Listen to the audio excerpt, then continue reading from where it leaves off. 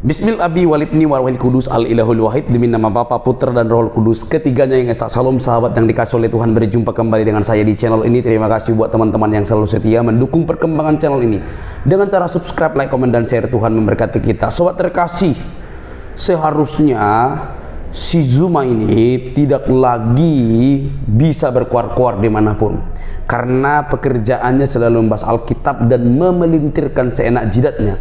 Dan kali ini teman-teman, dia benar-benar menunjukkan kebodohannya, lalu dengan sengaja memutarbalikkan, mempelintirkan ayat Alkitab sesuai seleranya. Tapi kok dia aman-aman saja ya? Saya kok jadi bingung ya, orang ini kok bisa sebebas itu ya. Teman-teman, mari kita dengar video berikut ini. Ini dia teman-teman.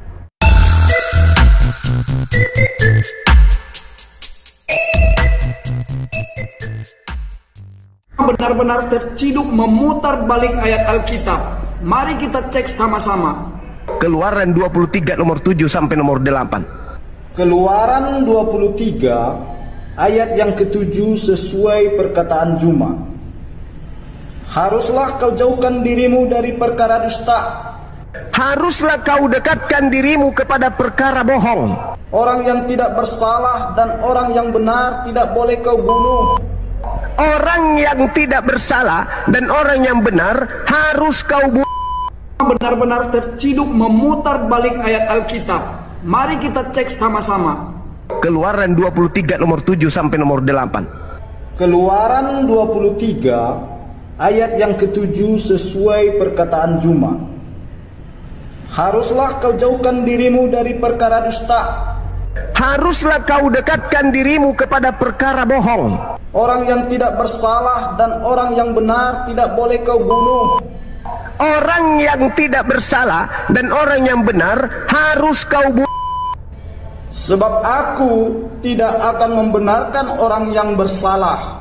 Sebab aku Tuhan akan membenarkan orang yang bersalah. Secara sadar Zuma memutar balik ayat Alkitab. Hati-hati kawan, teguhkan hatimu, pelajari kitabmu. Yesus, apa buktinya? Baca yang keluar dari kubur itu bukan Yesus. Apa buktinya? Baca Yohanes 12 nomor 31. Yang keluar dari kubur itu adalah iblis. Baik teman-teman yang terkasih di dalam Tuhan, apa respon teman-teman ketika mendengarkan video singkat barusan yang kita putar? Saya berharap teman-teman tidak perlu kepanasan bahkan sampai meniru cara manusia lainnya untuk menghina keyakinan orang lain. Tidak perlu ya, tidak perlu. Kita tidak perlu mengotori hati nurani kita untuk membela sesuatu yang menurut kita tidak perlu dibela. Dalam kekristenan, Tuhanlah yang membela kita. Kita hanya membela iman yang disalahpahami dengan cara memberi hak jawab untuk meluruskan pola pikir dan cara pandang orang-orang yang tidak mengerti Alkitab, yang bebas menafsirkan Alkitab. Maka kita bela untuk meluruskannya, bukan membela Tuhan. Kita tidak perlu membela Tuhan. Masa manusia yang terbatas membela Tuhan? Kan agak sedikit berbeda dong. Ajaran yang mempercayai Tuhan yang Maha Besar itu, dia yang membela umat yang lemah. Jadi percayalah, kebenaranlah yang kita bela, bukan Tuhan yang kita bela. Oke ya? Jadi tidak perlu kepanasan, apalagi sampai demo-demo ya. Enggak pekerjaan orang Kristen seperti itu ya. Nah, teman-teman, kalau kita mendengar itu ya, walaupun singkat gitu ya, tapi sangat menyesatkan, sangat memutarbalikkan kebenaran. Bahkan kalau misalnya dia bicara dengan menyimpangkan sedikit udah salah, ini langsung memutarbalikkan teman-teman.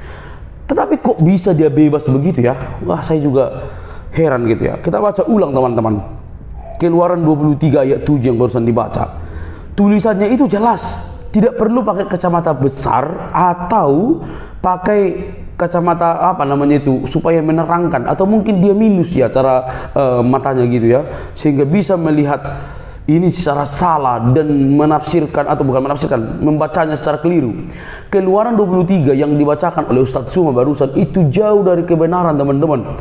Ya, dikatakan di sana, haruslah kau jauhkan dirimu dari perkara dusta. Di situ dikatakan harus kau jauhkan, bukan kau dekatkan. Zuma bilang kau dekatkan dirimu perkara dusta. Padahal di sini kau jauhkan, beda jauh. Antonim kawan, antonim. Kau jauhkan, dia bilang dekatkan. Ini sengaja. Kalau dia buka saja dan baca itu kau jauhkan dan kau dekatkan, itu kata yang berbeda. Tapi kok bisa dipelintirkan sedemikian rupa untuk mendukung narasinya yang keliru? Atau jangan-jangan ada urang di balik batu untuk mendukung keyakinanmu atau bagaimana gitu ya? Haruslah kau jauhkan dirimu dari perkara dusta. Lalu dilanjutkan, orang yang tidak bersalah dan orang yang benar tidak boleh gitu.